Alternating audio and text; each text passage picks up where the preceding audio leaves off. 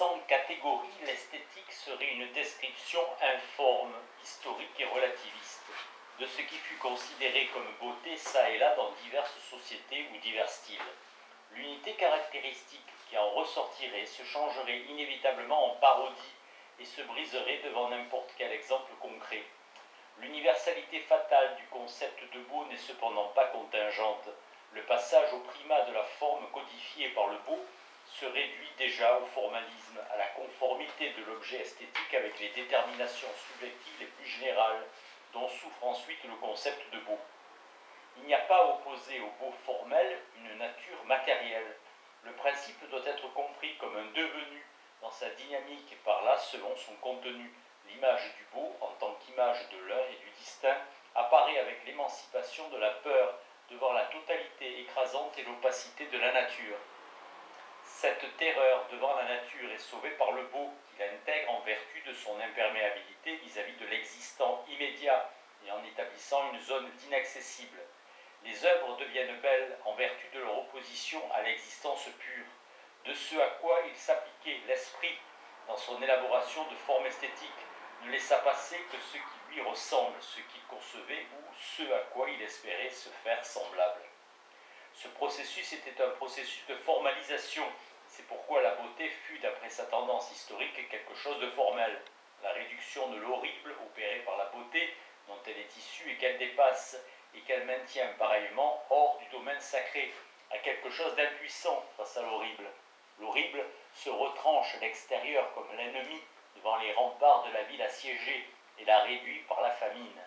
Si elle veut respecter sa finalité, la beauté doit travailler contre ce fait, même au détriment de sa tendance propre.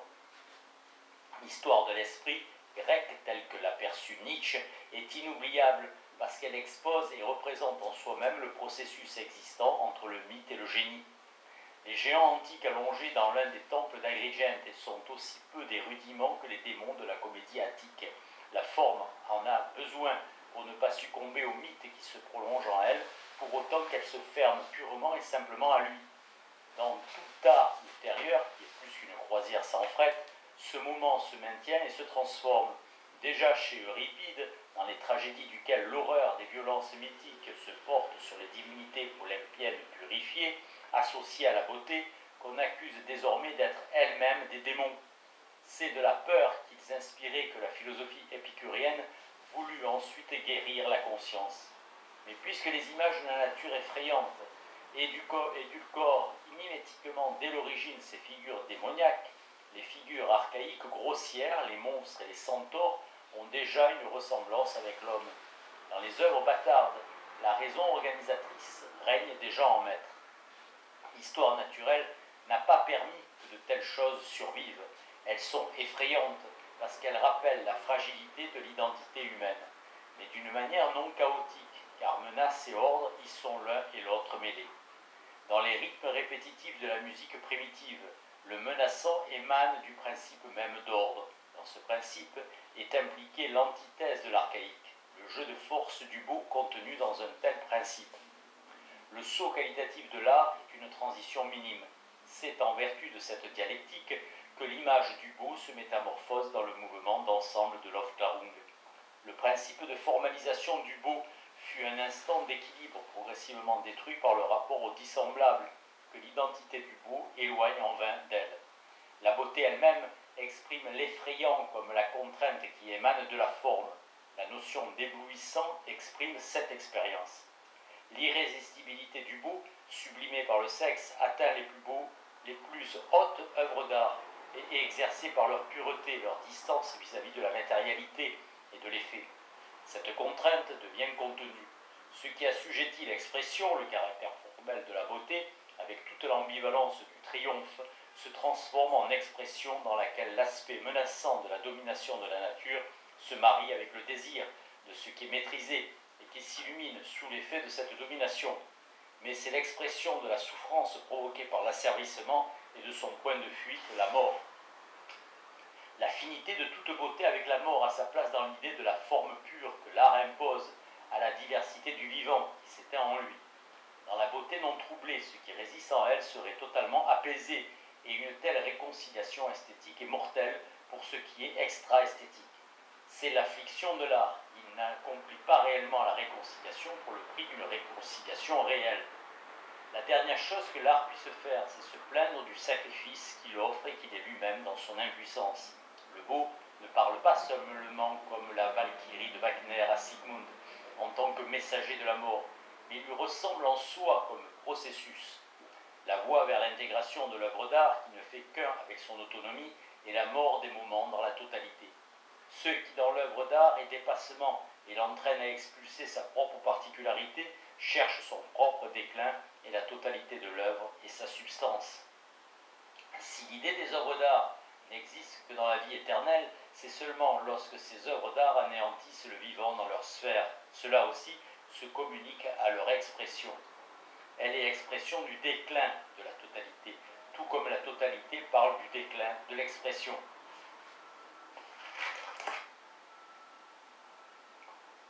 Dans la tendance de tout élément isolé des œuvres d'art à s'intégrer, s'annonce secrètement la tendance désintégratrice de la nature. Plus les œuvres d'art sont intégrées, plus se décompose en elles ce qui les constitue. Dans cette mesure, leur réussite même est décomposition, et cette décomposition leur confère un caractère insondable. Cette décomposition libère en même temps la force antagoniste et immanente de l'art, la force centrifuge. Le beau se réalise de moins en moins dans la forme particulière et purifiée, mais se déplace sur la totalité dynamique de l'œuvre et prolonge la formalisation dans cette émancipation à l'égard de la particularité. Il l'épouse et s'assimile au diffus.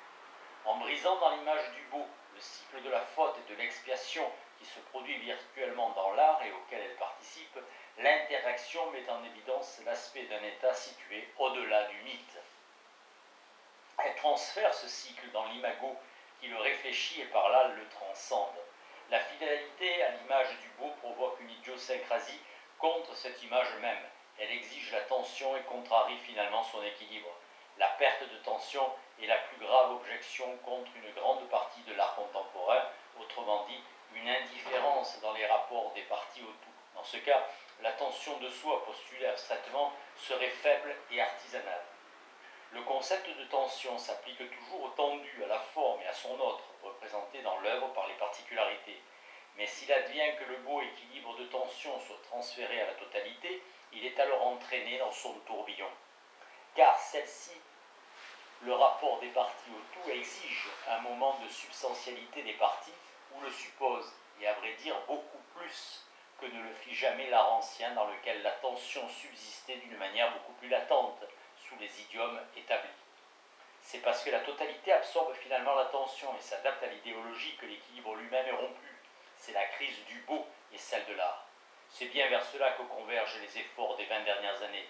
Là encore triomphe l'idée du beau, obligé de se débarrasser de tout ce qui lui est hétérogène, de toute loi conventionnelle et de toute trace de réification. Même par égard au beau, il n'y a plus de beau, car le beau n'est plus. Ce qui ne peut plus apparaître autrement que négativement se moque d'une dissolution qui lui apparaît fausse et qui pour cette raison avilit l'idée de beau. La sensibilité du beau envers ce qui est bien poli et lisse, qui fait que tout au long de son histoire l'art s'est chargé de compromission avec le mensonge, se transpose dans le moment de la résultante, dont l'art ne peut guère plus se passer que des tensions dont ce moment est issu. On peut prévoir la perspective d'un refus de l'art au nom de l'art. Cette perspective est amorcée dans celle de ces œuvres qui font silence ou disparaissent. Même du point de vue social, elles sont la conscience véridique. Mieux vaut la disparition de l'art que le réalisme socialiste. Mimésis et rationalité. L'art est le refuge du comportement mimétique. Et en lui, le sujet s'expose à des degrés variables d'autonomie, à son autre séparé de lui, sans cependant l'être complètement. Son refus des pratiques magiques, ses ancêtres, implique une participation à la rationalité.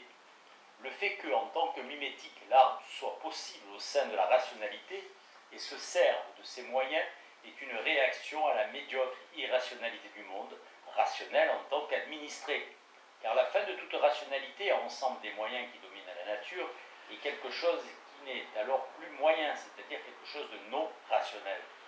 Cette irrationalité, précisément, voile et nie la société capitaliste, et l'art représente à l'encontre de ceci la vérité, dans une double acception. Tout d'abord, en conservant l'image de sa fin détruite par la rationalité, et en convainquant la réalité existante de son irrationalité et de son absurdité. Abandonner l'illusion d'une saisie immédiate de l'esprit, phénomène qui revient perpétuellement par intermédiaire dans l'histoire de l'humanité, interdit que la mémoire puisse par l'art s'adresser immédiatement à la nature. Le divorce ne peut être désavoué que par le divorce. Cela renforce le moment rationnel de l'art et l'exorcise en même temps, car ce moment résiste à la domination réelle, moment qui, il est vrai, en tant qu'idéologie, ne cesse à nouveau de se lier à elle. Parler de la magie de l'art n'est que verbiage, car l'art est allergique à sa régression dans la magie. L'art constitue un moment du processus de ce que Max Weber appelait le désenchantement du monde, impliqué dans la rationalisation. Tous ces moyens et ces procédés de production proviennent de cette rationalisation. La technique qui déclare hérétique son idéologie lui est inhérente tant qu'elle la menace, parce que son héritage magique s'est maintenu obstinément dans toutes ses métamorphoses. Seulement, elle mobilise la technique beaucoup plus dans un sens opposé que ne le fait la domination. La sentimentalité et la débilité de presque toute la tradition de la pensée esthétique viennent de ce qu'elle a escamoté la dialectique de la rationalité et du mimétisme immanente à l'art. Ce phénomène se prolonge dans l'étonnement que provoque l'œuvre d'art technique, comme si elle était tombée du ciel. Les deux points de vue sont véritablement complémentaires. Certes, le slogan de la magie de l'art fait penser à quelque chose de vrai. La survivance de la mimésis, l'affinité non conceptuelle du produit subjectif pour son autre, pour le non établi, définit l'art comme une forme de connaissance et par là même comme rationnelle. Car ce à quoi régit le comportement mimétique, c'est le télos de la connaissance qu'elle bloque simultanément par ses catégories. L'art complète la connaissance de ce qui en est exclu et en retour porte atteinte à son caractère de connaissance, à son univocité. Cette univocité menace de se disloquer, car la magie qu'elle sécularise s'y refuse en fait, alors que l'essence magique au sein de la sécularisation est réduite à l'état de vestige mythologique et de superstition. Ce qui aujourd'hui apparaît comme crise de l'art, comme sa nouvelle qualité, est aussi ancien que son concept. La manière dont l'art en finit avec cette antinomie décide de sa possibilité et de sa qualité. Il ne peut satisfaire à son concept, cela frappe chacune de ses œuvres, même la plus élevée, une imperfection qui dément l'idée de parfait à laquelle doivent aspirer les œuvres d'art. Une Aufklärung non réfléchie de manière logique devrait rejeter l'art comme le fait en réalité le prosaïsme du pragmatiste obstiné. L'aporie de l'art, entre la régression à la magie littérale et la cession de l'impulsion mimétique à la rationalité chosifiante, lui prescrit sa ligne de conduite. Cette aporie est inévitable. La profondeur du processus qu'est toute œuvre d'art est due au caractère inconciliable de ces moments. Il faut l'ajouter à l'idée de l'art en tant qu'image de la réconciliation. Ces forces ne se libèrent que parce qu'aucune œuvre d'art ne peut réussir de façon emphatique. C'est par là seulement qu'il regarde vers la réconciliation. L'art est la rationalité qui critique celle-ci sans l'esquiver. L'art n'est pas pré-rationnel ou irrationnel, condamné a priori au mensonge, eu égard à l'imbrication de toute activité humaine dans la totalité sociale. C'est pourquoi les théories de l'art rationaliste et irrationaliste échouent pareillement. Si l'on applique brutalement à l'art les principes de l'Aufklärung, il en résulte ce prosaïsme pédant qui en son temps permit si facilement aux classicistes de Weimar et à leurs contemporains romantiques d'étouffer sous leur ridicule les pâles sentiments bourgeois et révolutionnaires de l'esprit allemand. Béotisme qui, évidemment, 150 ans plus tard, fut largement dépassé par celui d'une religion de l'art close et bourgeoise. Le rationalisme, qui argumente vainement au sujet des œuvres d'art en leur appliquant des critères de logique et de causalité extra-esthétique, n'a pas complètement disparu. L'abus idéologique de l'art le provoque.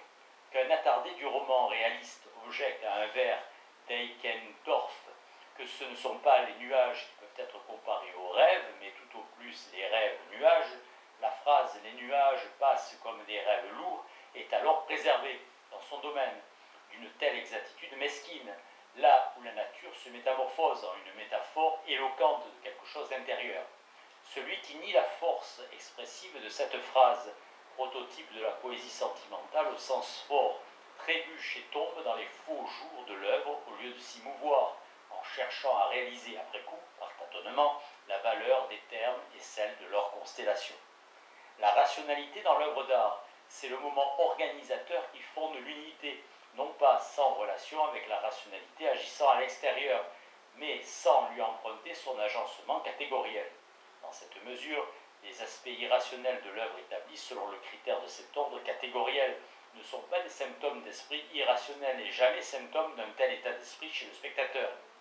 La pensée a plutôt l'habitude de produire des chefs-d'œuvre de pensée rationnelle, en un certain sens, c'est-à-dire que la désinvolture du poète lyrique, le fait qu'il se dégage des règles logiques qui s'inscriraient comme ombre dans ses œuvres, lui permet beaucoup plus de respecter la légalité immanente de celle-ci. Les œuvres ne refoulent pas. Grâce à l'expression, elles permettent aux diffus et aux fluctuants d'accéder à la conscience présente sans opérer, comme le critique la psychanalyse, de rationalisation.